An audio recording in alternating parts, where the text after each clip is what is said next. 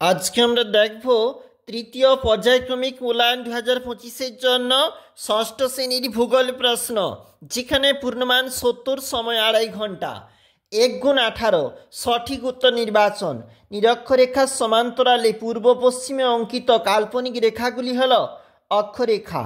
সূর্যোদয়ের আগের সময়কে বলে উষা, এবং একটা চিহ্ন রয়েছে, এই চিহ্ন দ্বারা বোঝায় প্রায় মেঘলা আকাশ। ঘরের মধ্যে সবচেয়ে বেশি দূষণ হয় ধূমপানে।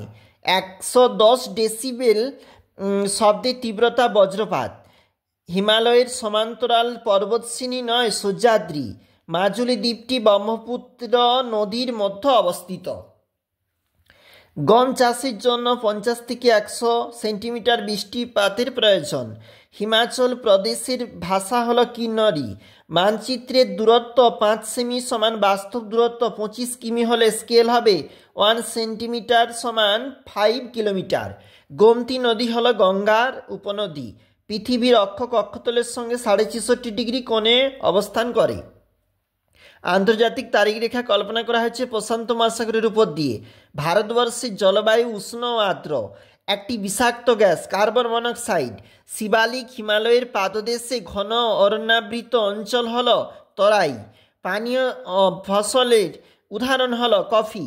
ভৌগোলিক বৈশিষ্ট্য মানচিত্রে রেখা দিয়ে নির্দেশিত হয় না বনভূমি।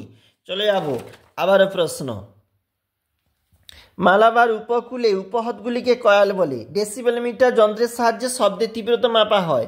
কর্ণাটকের ব্রহ্মগিরি থেকে কাবেরী নদীর উৎপত্তি 1 × 3। ভারতের শীতলতম স্থান লাদাখের দ্রাস। গারো হচ্ছে মেঘালয়। সূর্যোদয়ের দেশ হচ্ছে জাপান।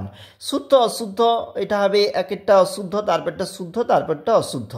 দেখো, পার্বত্য নাতিশীতোষ্ণ অরণ্যের পাতাগুলি আকৃতি সূচালো। জিএমটির পুরো কথাটির অর্থ দেওয়া রয়েছে।